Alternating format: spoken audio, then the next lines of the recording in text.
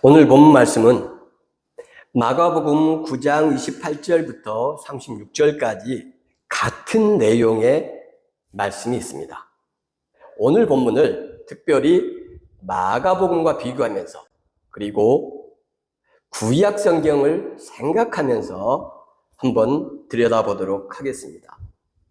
우리가 성경을 문자적으로 해석하거나 무조건적으로 받아들이면 안 된다는 것을 우리가 생각하기 위해서, 그리고 하나님의 말씀이 의미하는 것이 무엇인지를 우리가 좀 더 정확하게 알기 위해서 많은 시간을 들여서 우리가 신학 공부를 할 수 있는 여건과 환경이 허락하지 않기 때문에 이렇게 설교하는 가운데 신학적인 공부도 좀 해가면서 여러분들을 이해시키고 우리가 하나님의 말씀 앞으로 한 걸음 한 걸음 다가갈 수 있는 기회를 만들기 위해서 이런 설교를 또 구상하였습니다.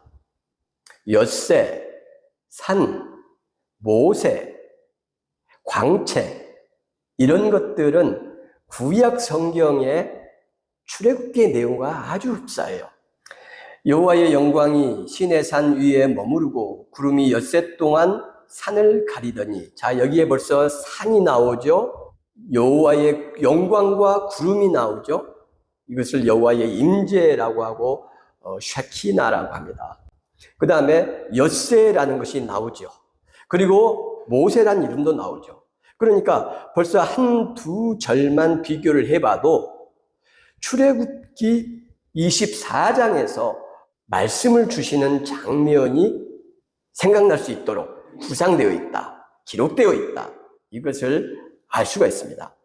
모세와 엘리야는 구약에서 가장 중요한 사람들이라고 할 수 있어요. 모세는 무엇을 대표합니까? 율법, 토라, 우리말로 모세 오경을 대표하는 인물입니다. 엘리야는 예언서, 최초의 예언자를 엘리야라고 할 수가 있습니다. 모세와 엘리야는 산과 관련이 있죠. 갈멜산의 그 놀라운 하나님의 불, 엘리야가 그 하나님의 불과 더불어서 우상을 섬기던 바알과 아세라 850명을 처단하고 눈앞에 보이는 게 없었던 아합 왕을 부들부들 떨게 했던 그 놀라운 기적의 장소가 갈멜산입니다. 시내산과 모세, 예수 그리스도, 그리고 갈멜산의 주인공, 시내산의 주인공 모세와 엘리야가 등장을 하고 있어요. 말할 때에 호련히 빛난 구름이 그들을 덮으며 구름 속에서 소리가 나서 이르되, 하나님의 임재하심, 그리고 하나님의 음성이 들려요. 마치 모세에게 십계명을 건네주시면서 말씀하시던 그 자유롭고 거룩하신 하나님의 음성처럼, 이는 내 사랑하는 아들이요 내 기뻐하는 자니 너희는 그의 말을 들으라. 자, 이렇게 오늘의 본문 말씀이 구약과 아주 밀접한 관련이 있다는 것을 우리가 알 수가 있습니다.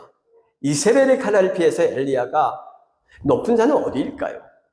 16장에 보면 가이사랴 빌립보에서 주는 그리스도시요 살아계신 하나님의 아들입니다 라는 아름다운 고백을 합니다.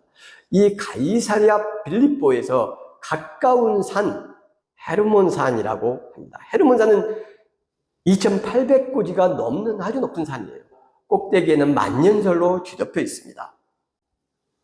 아마 예수님께서 높은 산에 가셨다는 것은 가이사랴 빌립보 지방에 제자들을 놔두고 베드로와 야고보와 요한과 더불어서 이 헐몬산을 간 거 아닌가.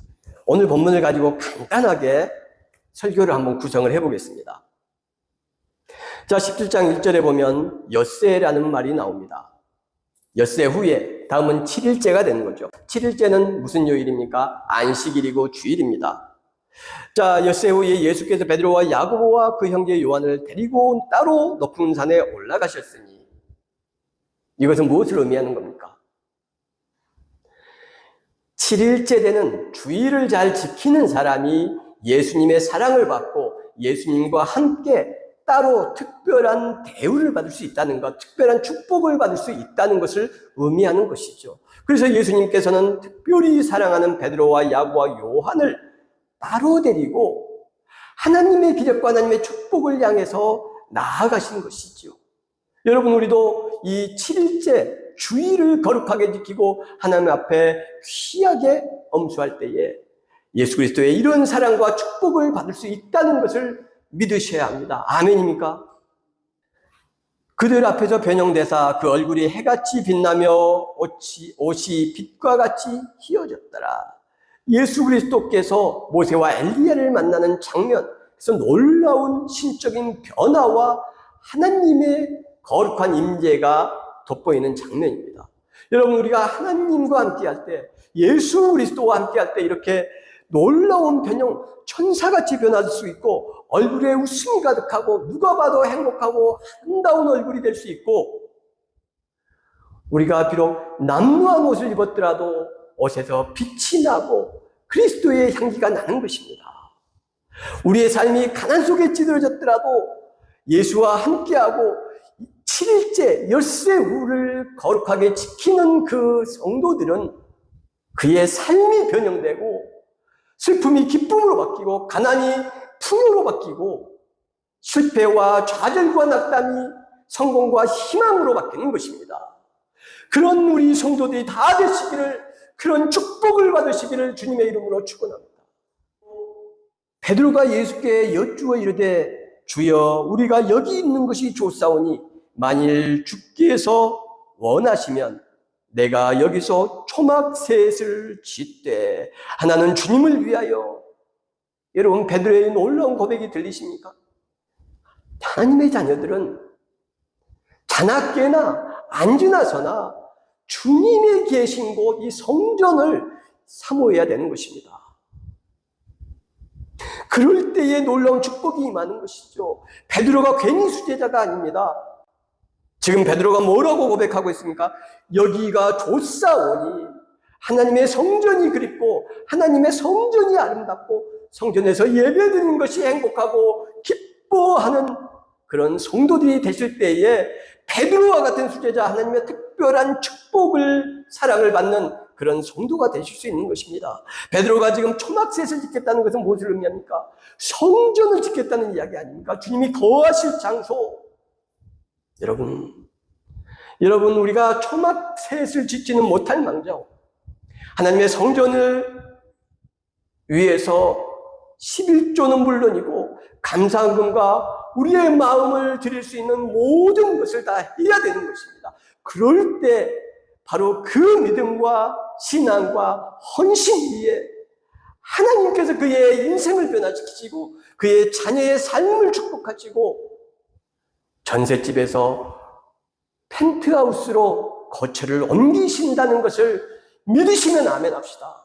그런 축복의 주인공, 변형의 주인공, 엿새 후에 7일째를 귀하게 여기는 주인공, 하나님의 성전을 바라보며 주여 제가 여기가 좋사오니 하면서 성전 짓기를 소망하고 동참하는 하나님의 자녀들 다 되시기를 주님의 이름으로 축원합니다. 여러분, 이런 설교는 들으시면 안 됩니다. 이건 설교가 아닙니다. 성경의 몇몇 단어를 가져다가 자기 마음대로 하고 싶은 말과 뼈와 거죽을 붙이고 살을 붙이고 내용을 담는 것은 하나님의 말씀을 모독하는 것이고 이거야말로 블레스페메오, 하나님을 신성 모독하는 것입니다. 그리고 성도들은 이런 방금과 같은 설교를 절대 들으시면 안 됩니다. 듣기 좋아서 함부로 아멘 하셔도 안 됩니다. 거기에 동참하는 것이기 때문입니다. 만약에 여러분이 다니시는 교회의 목회자가 이런 식의 설교를 한다면 주님, 그 교회를 빨리 떠나셔야 여러분의 시간과 여러분의 돈과 여러분의 정서가 건강할 수 있고 지킬 수 있습니다. 하나님의 말씀을 깊이, 내용을 깊이 설명하는 그런 설교를 들으셔야 됩니다. 자, 여러분, 구름이 엿새 동안 모세가 있는 산을 가렸어요. 하나님의 영광이 엿새. 거기서 이 엿새가 등장하는 것입니다. 오늘 본문의 병행구인 누가복음에는 이게 8일로 또 되어 있어요. 왜 그럴까요? 그런 차이들이 다 있는 것입니다. 이유가 있어요. 그것을 이야기하지 않고 마음대로 엿새 후니까 안식일 주일 아닙니까? 안식일은 주일이 아닙니다. 성경과 아무 상관없는 이야기를 해대는 것은 잘못된 가르침인 것입니다. 모세와 엘리야의 예수 그리스도의 또 공통점이 있습니다. 모세, 여러분 죽었다고 생각을 하시죠? 엘리야는 죽지 않고 승천했습니다. 예수는 죽으셨지만 부활하셔서 승천하셨죠. 그런데 랍비 전승은 모세가 죽지 않고 하늘로 들림받았다, 이렇게 해석하는 랍비 전승이 있어요. 그 근거가 있냐? 근거가 있습니다. 신명기 34장 6절 말씀입니다. 마지막 장이죠. 벳부올 맞은편 모압 땅에 있는 골짜기에 장사되었고 오늘까지 그가 묻힌 곳을 아는 자가 없느니라. 예, 바로 이 묻힌 곳을 아는 자가 없다, 이 말 때문에 유대교 랍비들은 모세가 실제는 죽지 않고 승천하였다, 그래서 무덤이 없는 것이다, 이렇게 이야기합니다. 또 위경이 뭡니까? 가짜 성경, 이런 뜻입니다. 외경은 뭡니까? 성경 외의 성경. 우리가 가지고 있는 이 성경은 정경, 캐논이라고 하죠. 잣대. 그리고 신앙의 좋은 내용들을 기록했지만 이것은 하나님의 말씀이라고 보기는 어려워 하는 것을 외경이라고 하고요. 가톨릭 또 동방정교회 이런 데는 외경을 정경으로 생각합니다. 개신교는 루터의 종교개혁 이후에 이 외경들을 제외했어요. 그래서 우리 개신교회보다 천주교의 성경은 7권이 더 많고요. 동방정교의 성경은 우리보다 14권이 더 많습니다. 이것은 70인경이라고 하는 것을 그대로 정경으로 받아들이고 있고 또 일부는 제외하고 가톨릭이 이렇게 했기 때문이고, 우리 개신교는 구약의 히브리 성경의 내용만, 타나크만 우리가 정경으로 인정을 했기 때문에 차이가 있는 것입니다. 어쨌든 그 위경에 모세의 승천기라는 게 있어요.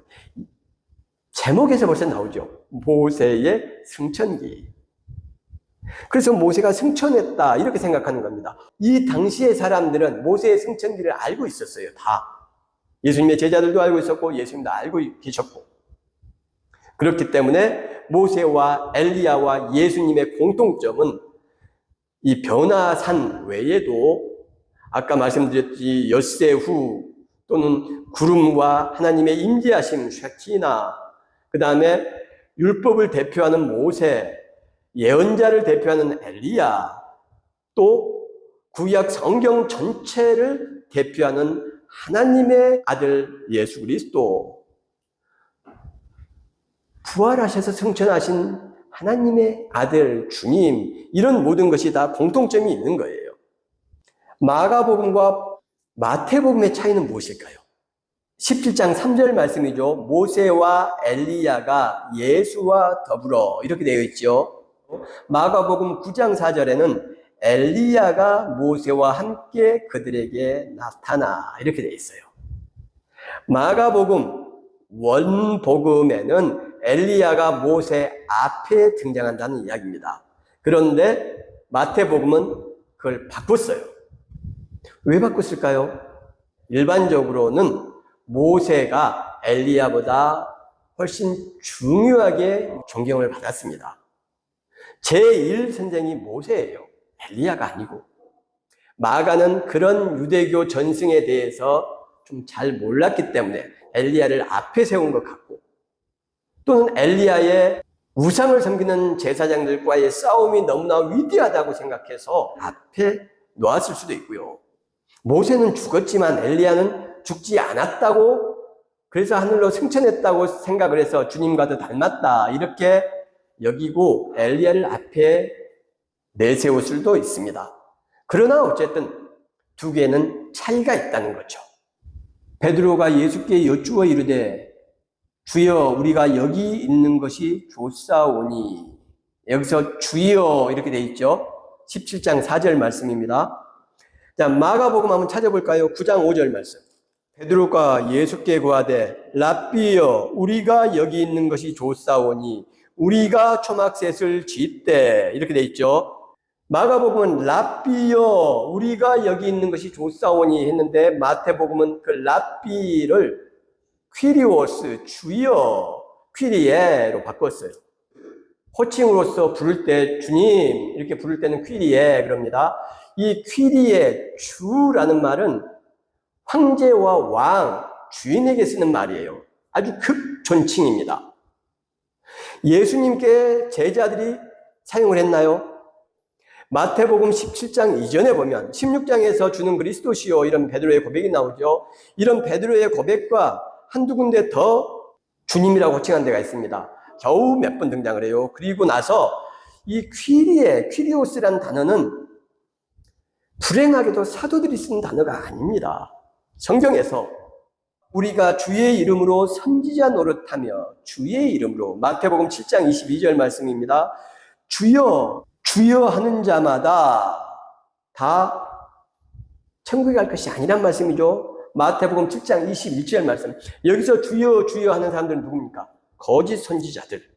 주여 원하시면 저를 깨끗하게 하실 수 있나이다. 나병 환자가 주님께 주여라고 하는 대목이에요. 마태복음 8장 2절 말씀입니다. 주여 내 하인이 중풍병으로 집에 누워서 몹시 괴로워하나이다. 그 유명한 백부장의 호칭이죠. 주님.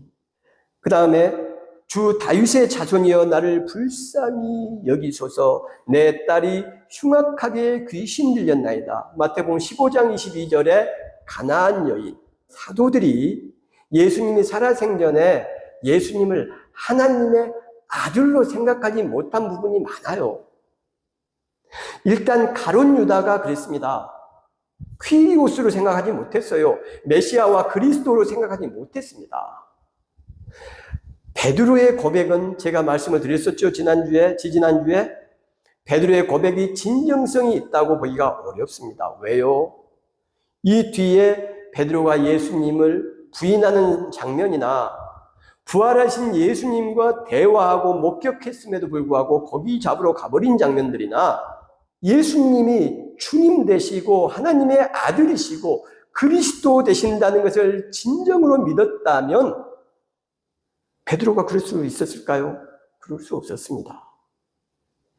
바로 그 마가복음의 랍비어라는 단어가 여기서 주여로 바뀌었어요. 성경의 원문을 찾아가기 위해서는 사도들에 대한 부정적인 표현들이 제거되거나 바뀐다. 요한과 야고보가 주님 앞에 요구했는데 마태복음에서는 요한과 야고보의 어머니가 예수님께 청탁을 한 것으로 나온다. 이런 내용도 다 마찬가지죠. 랍비를 주여로 바꿨어요.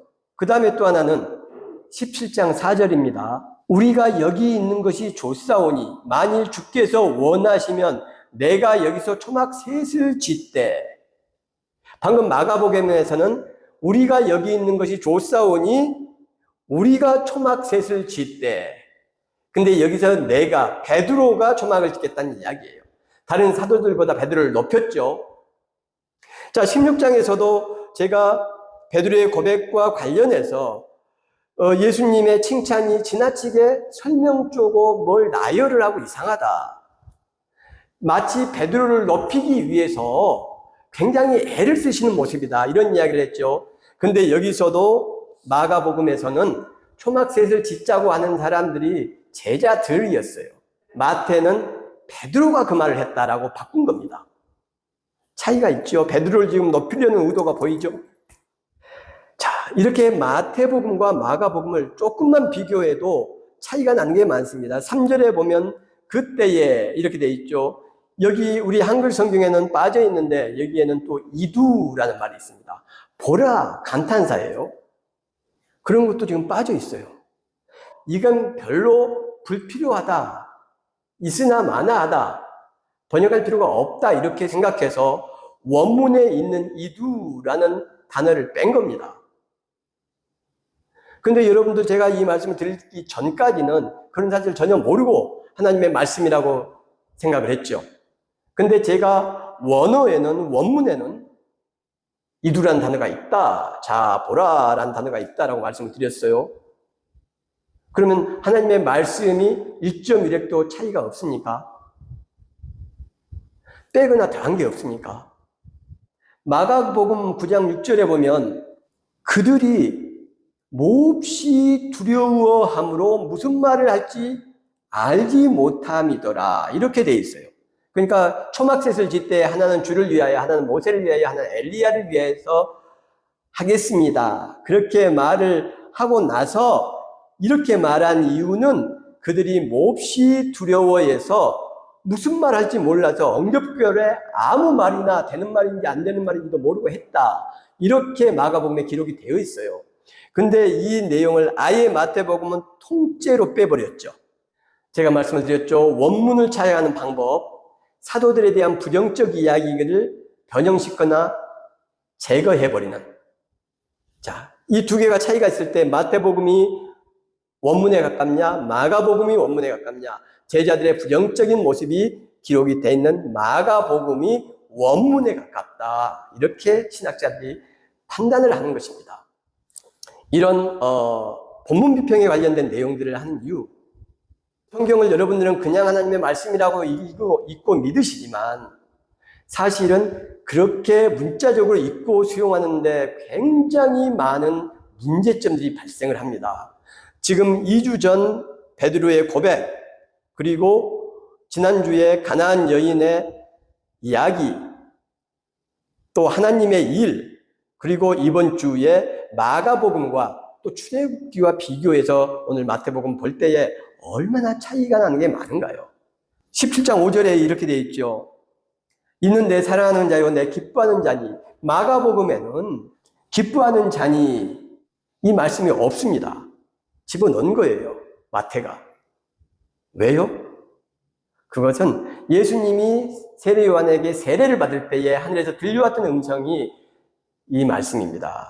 내 사랑하는 아들이요 내 기뻐하는 자다. 그것과 맞춘 것이죠. 이렇게 비교하면 많은 차이들이 있고 그 차이는 뭐를 의미하는 겁니까? 그 차이들마다 사람의 의도가 들어있고 그 공동체의 상황이 들어있고 역사적인 어떤 배경이 있는 것입니다. 성경은 바로 그래서 하나님의 말씀인 거예요. 이 성경은 그냥 문자적으로 기록할 때 하나님께서 영감을 주셔서 기록했다 이렇게 생각하면은 그렇기 때문에 우기게 되는 겁니다. 그리고 그 영감된 말씀이기 때문에 1.1에 틀림이 없다라고 우길 수밖에 없고요. 하나님께서 영감을 주셨으니까 틀림이 없어야 되는 것이죠. 그래서 축자 영감설이 등장하는 겁니다. 소위 믿음 좋은 사람들은 무조건적으로 우깁니다. 하나님의 말씀이기 때문에 한 자도 오류가 없다는 거예요. 그러나 여러분 그렇지 않다는 것을 제가 지금 복음서 내에서 보여드리는 겁니다. 간단하게. 모든 본문이 그러냐? 모든 본문이 그렇습니다. 그런데 너무 이런 걸 자주 하면 학문적이고 여러분들이 어렵기 때문에 제가 일부분만 잠시 말씀을 드린 거예요. 왜? 성경이 무엇인지를, 하나님의 말씀이 어떻게 하나님의 말씀이 되는지를 알아야 되기 때문입니다. 성경대로 믿는 것이 기독교입니다. 내 마음대로 믿는 것은 기독교가 아니에요. 성경이 하나님을 믿는 것입니다. 내가 경험한 하나님을 믿는 거 아닙니다. 여러분, 내가 경험한 하나님이 사탄이 하나님으로 둔갑한 것인지 나를 홀리기 위한 것인지 우리가 어떻게 검증할 수 있습니까? 그거 어떻게 확신하시죠? 사탄도 광명의 천사로 둔갑한다. 성경 말씀이에요. 내가 경험한 기적이 사탄이 나를 속이기 위한 꼼수이고 술수인지 어떻게 알 수 있습니까? 우리는 구별할 수 없습니다. 그래서 내가 경험한 하나님을 믿는 게 아니에요. 내가 경험한 하나님을 믿는다는 것은 결국은 사실 경험을 믿는 겁니다. 자기를 믿는 거예요. 자기 확신을. 그것은 기독교가 아닙니다. 우상입니다. 기독교는 무엇이냐? 철저하게 성경의 하나님을 믿고 성경적인 예배를 드리고 성경적인 기도를 하는 것입니다. 그런데 그 성경의 하나님은 어떤 분입니까? 예수 그리스도. 성경적인 예배를 가장 완벽하게 드린 분은 누굽니까? 예수 그리스도. 성경적인 기도와 성경적인 삶과 성경적인 신앙을 가장 완전하게 구현하신 분은 누구십니까? 하나님의 아들 예수 그리스도. 하나님의 형상을 가장 완전하게 살아내신 분은 누구입니까? 예수 그리스도. 성경이 무엇인지 어떻게 살아내야 되는지를 가장 완벽하게 시간과 공간 안에서 보여주신 분은 누구십니까? 예수 그리스도. 베드로가 여기 있는 것이 좋사오니 이렇게 이야기를 해요. 그런데 하늘에서 들렸던 하나님의 음성은 뭐라고 합니까? 너희는 그의 말을 들으라. 그의 말, 예수 그리스도의 말, 사랑하는 아들의 말, 하나님께서 기뻐하는 그리스도의 말을 들으라. 모세의 율법의 말씀보다 엘리야의 예언서의 말씀보다 예수 그리스도의 말씀을 들으라. 이 말씀을 하는 거예요. 하나님께서. 모세의 율법서, 모세 오경과 예언서를 성취하시는 분이 하나님의 아들 임마누엘 예수 그리스도시라는 것을 하늘의 음성을 통해 하나님께서 직접 증언하셨다는 겁니다. 그런데 그 말씀을 듣고 베드로가 하는 말이 뭡니까? 주님, 이 환상 속에 이 신비롭고 놀라운 이 영광스러운 곳에서 영원토록 함께 있고 싶습니다. 이 황홀경에서 빠져나오고 싶지 않습니다. 깨고 싶지 않습니다. 예, 우리의 신앙은 분명히 이러한 측면이 있습니다. 하나님의 기적 속에서 깨고 싶지 않고 하나님의 평강과 행복 속에서 품 안에서 깨고 싶지 않은 부분이 있어요. 하나님께서 임재하신 그 샤키나의 영광스러움 속에서 나오고 싶지 않은 마음이 있습니다. 그러나 주님께서 어떻게 하시는지 보세요. 14절에 보면 그들이 무리에게 이르매 한 사람이 예수께 와서 꿇어 엎드려 있는데 주여, 아들이 귀신 들린 사람이죠. 이 사람 또 주여라고 칭하잖아요. 바로 여러분, 제자들은 주여라고 칭하지 못하고 있는데 나병 환자와 백부장과 가나안 여인과 이 귀신 들린 아들을 둔 아버지와 이런 사람들이 주여라는 호칭을 하는 거 엄청난 시사점이 있습니다. 여러분, 이들은 이방인이기도 했고요, 하나님을 모르는 사람이었습니다. 그런데 제자들도 주님이라는 호칭을 쓰지 못하고 랍비요라고 하는데 이들이 주여라고 해요. 이들은 교회를 모르는 사람들입니다. 세례받지 않은 사람들입니다. 예배드리지 않는 사람들입니다. 그런데 이들이 우리보다 더 예수님을 정확히 보고 퀴리에 주여, 훨씬 겸손한 모습을 보이지 않습니까? 그리고 그들이 모두 하나님의 은총의 주인공들, 축복의 주인공이 됐다는 사실을 우리는 기억하고 겸손해야 됩니다. 베드로는 여기 있는 게 좋다, 황홀경 속에 있는 게 좋다, 이 교회 안에 믿음 안에 찬양하며 예배드리며 축복받는 것이 좋다, 여기를 떠나고 싶지 않다라고 이야기했지만 주님께서는 산 아래로 내려오셨어요. 그 샤키나를 뒤로 하시고 모세와 엘리야를 뒤로 하고 슬픔이 있는 곳, 죄악이 있는 곳, 고통이 있는 곳, 아픔이 있는 곳, 귀신 들린 아들이 물로 불로 뛰어다니는 그 불쌍한 청년이 있는 곳, 간질병으로 쓰러져서 무리고 부리고 가리지 못하고 위험천만한 아들을 보면서 가슴이 찢어지지만 어찌할 수 없는 그 아버지가 있는 곳으로 내려오시는 것입니다. 어제 대통령실에서 발표를 했어요. 죽음을 맞이한 초등학교 교사는 종북 좌파들의 학생 인권 조례 때문에 그렇게 됐다. 임용고시 합격했을 때 얼마나 기뻐했겠습니까? 내 평생을 이 아름다운 아이들을 교육하고 잘 자랄 수 있게 바치겠다.